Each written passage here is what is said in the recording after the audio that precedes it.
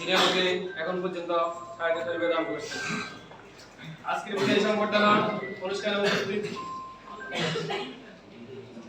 সম্মানিত doctor Mohammad Abdul Rahman sir, যোজনা প্রিয় উপজেলা হেলথ কমপ্লেক্স বনারগঞ্জ কুমিল্লা, উপস্থিত ইনচার্জ এএসআই পরিসংখ্যান বিদ, আরো উপস্থিত অতি দূর দূরান্ত থেকে আগত স্বাস্থ্য সহকারী ও আমার প্রাণপ্রিয় সহকর্মী বিন্দু, সবাইকে আমি আমার মনের অন্তর স্তর থেকে সালাম জানাচ্ছি।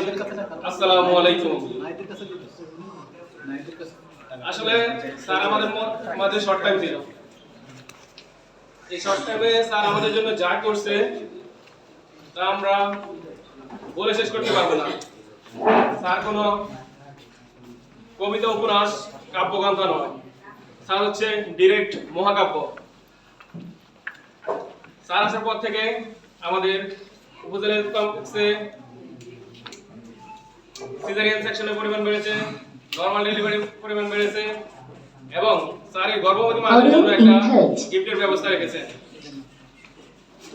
আমরা যারা ফিল্ডে কাজ করি তারা বিভিন্নভাবে বিভিন্ন সমস্যার সম্মুখীন হই। আমরা যখন স্যারকে কল দিই, স্যার যত ব্যস্ততার মধ্যে থাকুক স্যার আমাদের ফোন রিসিভ করে যে কোনো ওয়েতে আমাদের প্রবলেম সলভ করে দেয়। কিছুদিন আগে স্যার আমাদের প্রায় সকল কমিউনিটি ক্লিনিকে একযোগে মেরামতের কাজ করে নিয়েছেন। এর আগে এ ধরনের প্রজেক্ট দেখা যায়। অন্যান্য জায়গায় আমরা দেখতে পাই যে বা আমাদের সহকর্মী আছে শুনতে পাই ঊর্ধ্বতন কর্মকর্তারা অধস্তনদেরকে জোরপূর্বক ভয় দেখিয়ে কাজ আদায় করে নেন, কিন্তু আমাদের ইউএচএনএফ প্রিয় স্যার উনি আমাদেরকে ভালোবাসার মাধ্যমে অনুপ্রাণিত করেন। আমরা হয়তো অনেকে অনুধাবন করতে পেরেছি যে আমরা একজন প্রিয় অভিভাবক হারিয়ে যাচ্ছে, বনারগঞ্জ উপজেলা অভিভাবক শূন্য হয়ে যাচ্ছে। হয়তো আমরা আরো অভিভাবক পাবো, তবে আমরা আমাদের আব্দুল রহমান স্যারের মতো আর পাবো না।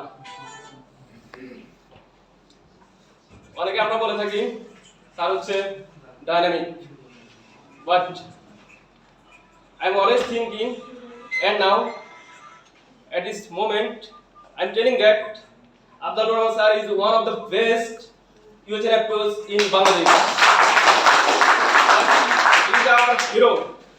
Not only hero, he is our, but also he is our real superhero.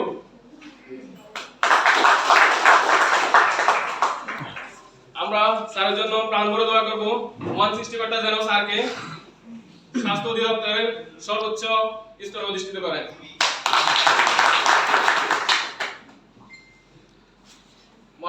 মনের অজান্তে যদি আমরা স্যারের সাথে কোনো অন্যায় আচরণ করে থাকি, স্যার আমাদেরকে ক্ষমা সুন্দর দৃষ্টিতে দেখবেন।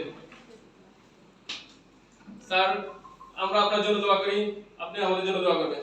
এই বলে আমি আমার সংক্ষিপ্ত বক্তব্য শেষ করছি। আসসালামু আলাইকুম, ধন্যবাদ সবাইকে।